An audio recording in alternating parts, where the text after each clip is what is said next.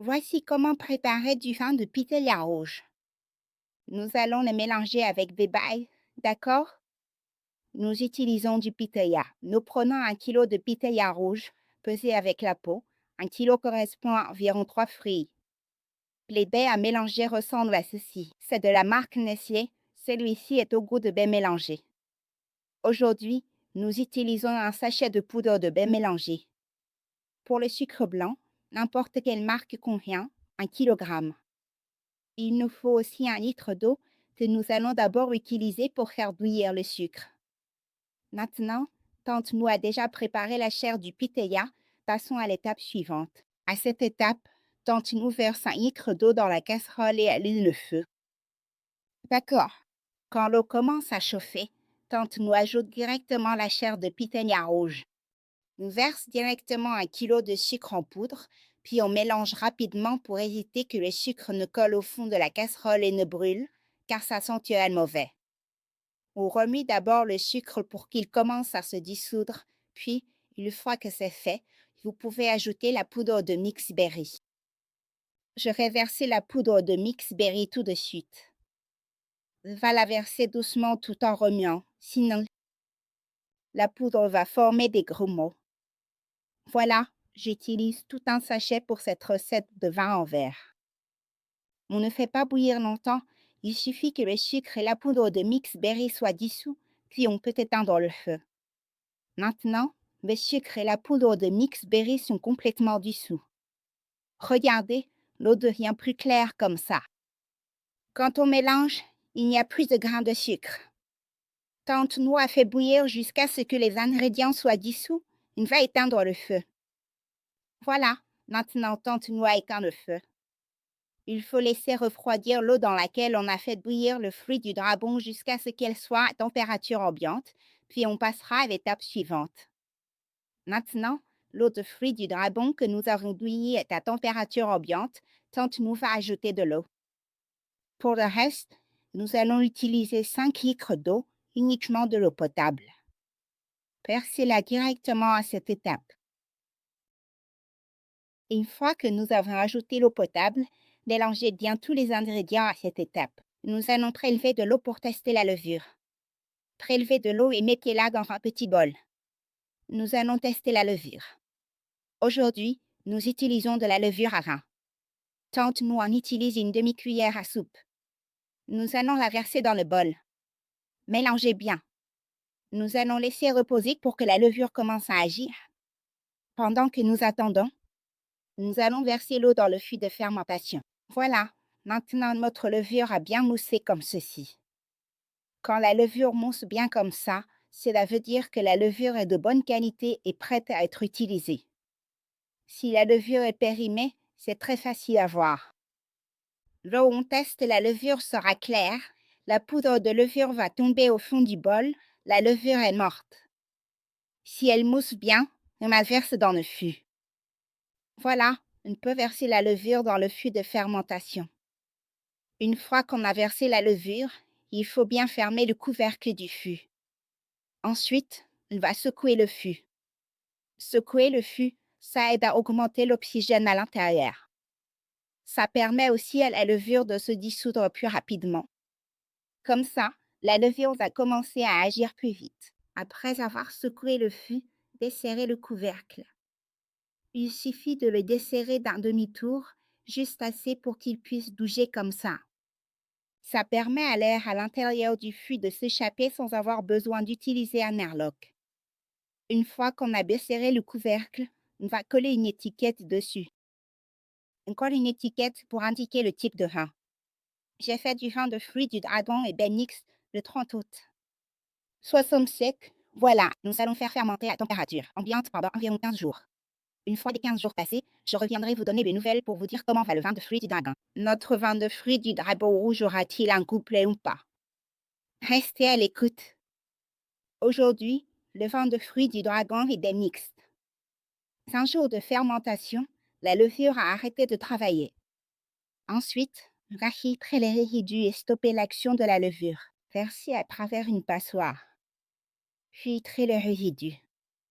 Pour ceux qui boivent du vin et qui aiment quand c'est un peu sucré, Il vaut mieux laisser fermenter 15 jours.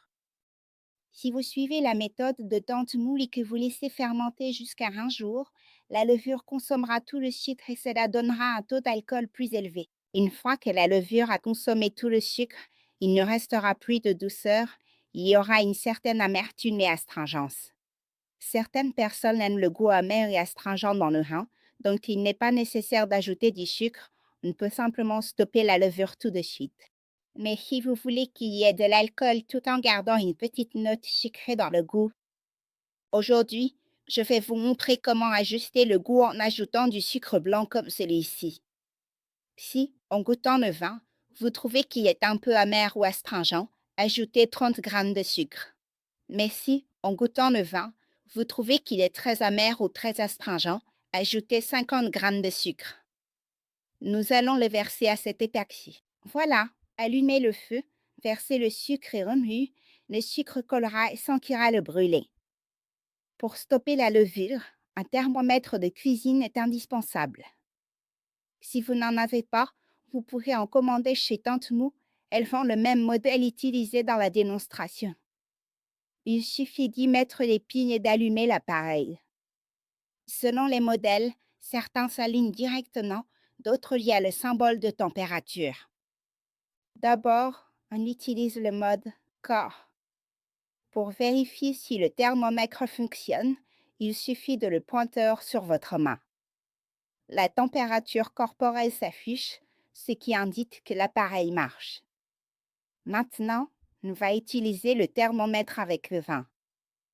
Il faut aussi remuer le vin comme ceci. Remuer le vin permet à la chaleur de s'évaporer, ce qui fait que le thermomètre peut détecter la chaleur. On pointe donc le thermomètre tout en remuant le vin. Voilà, la température va monter progressivement comme ça. Voilà, maintenant on a exactement 40 degrés. On va y part dans la cuisinière.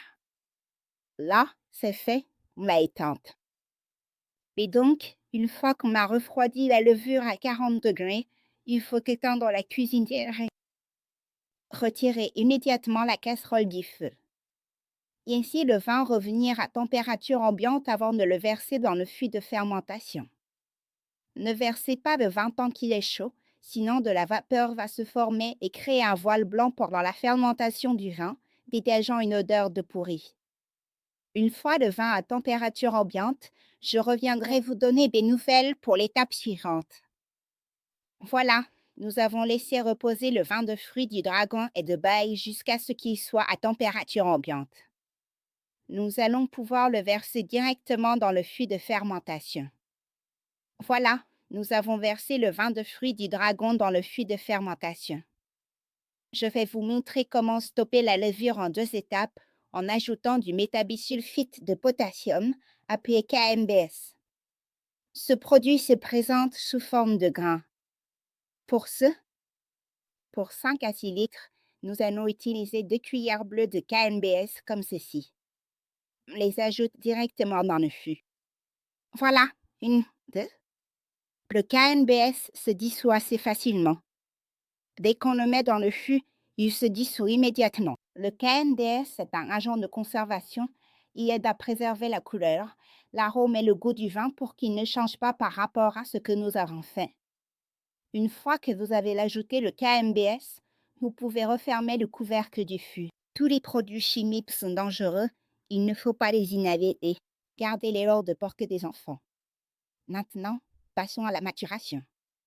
Après 2 nuits, vérifiez le fût. Si le couvercle s'enfonce facilement, vous pouvez continuer à faire mûrir le vin à température ambiante.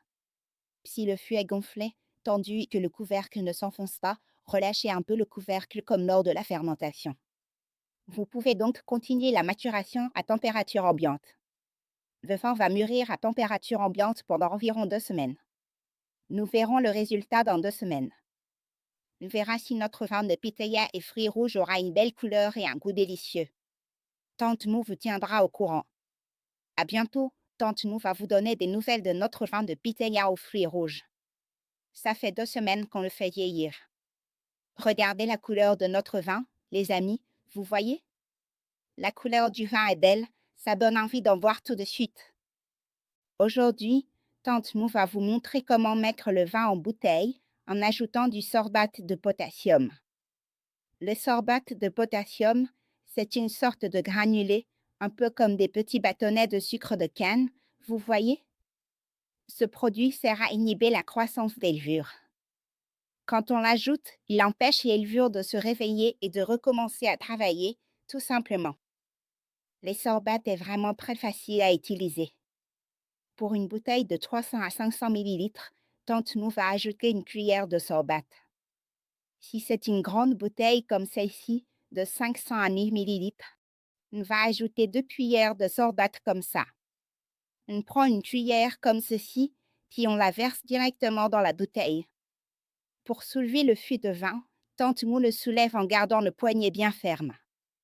Garder le poignet tendu en soulevant, ça aide à éviter que les dépôts au fond du fût ne remontent. On soulève et on verse directement. Voilà, vous voyez? Comme ça, le dépôt ne remonte pas du tout. Tante Mou montre simplement un exemple à ses amis. Juste une bouteille, d'accord? Une fois qu'on a versé le vin dans la bouteille comme ça, on peut fermer le bouchon hermétiquement. Voyez-vous comme la couleur est belle? Nous fermons la bouteille hermétiquement. N'oubliez pas d'écrire un autocollant quel vin avons produit. Écrivez-le histoire. Fermenter à température ambiante pendant une longue période.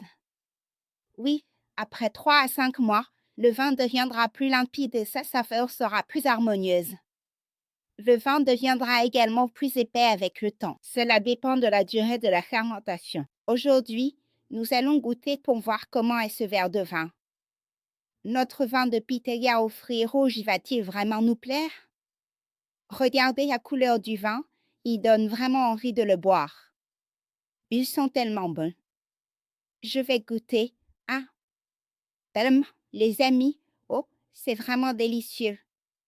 Le parfum remonte jusqu'au nez. Après fermentation, regardez, on obtient un vin d'une telle qualité. Le goût est intense. Ça donne envie d'en boire, non?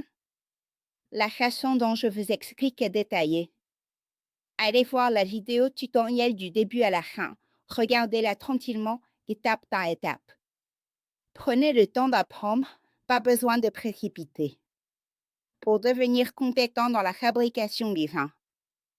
Il faut du temps, ce n'est pas quelque chose qu'on maîtrise en une nuit. Suivez les étapes, apprenez petit à petit, étudiez et vous y arriverez. Pas besoin de sauter des étapes. Si vous sautez des étapes, vous risquez de manquer plein de bonnes astuces que je partage dans la vidéo. On ne peut pas avancer à pas de géant, surtout avec le vin.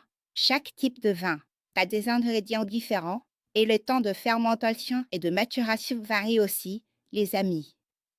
Chaque saveur est unique et il y a des différences à chaque étape. Donc, ne regardez pas une seule vidéo et ne supposez pas que tout se fait de la même façon. Si vous voulez faire du vin de raisin, regardez la vidéo sur le vin de raisin. Il y a d'ailleurs plein de saveurs différentes pour le vin de raisin. Et pour le vin de pitaya, j'en ai aussi fait avec plein de goûts différents. Mais celui-ci, franchement, je l'aime vraiment beaucoup. Pour le pitaya rouge, si vous avez une bonne variété, avec une couleur bien foncée, quand on fait le vin, la couleur reste, les amis, et on obtient vraiment cette intensité-là. Et si on utilise un mélange de fruits rouges, ça donne un parfum délicieux, c'est vraiment super bon, les amis. Celui-ci, je vous le recommande vraiment, surtout pendant la saison du pitaya rouge. Les amis, achetez-en, préparez en avance, la couleur est vraiment éclatante et très satisfaisante. Si vous regardez la vidéo de Tante Mou et que vous aimez, si cela vous a été utile, n'hésitez pas à liker pour encourager Tante Mou et partager afin que d'autres puissent aussi découvrir la bonne façon de faire du vin. Tante Mou salue tous ses fans, que vous soyez à l'étranger ou dans le pays, prenez bien soin de votre santé. Tante Mou s'inquiète pour vous. Cette vidéo se termine ici, à bientôt. Au revoir.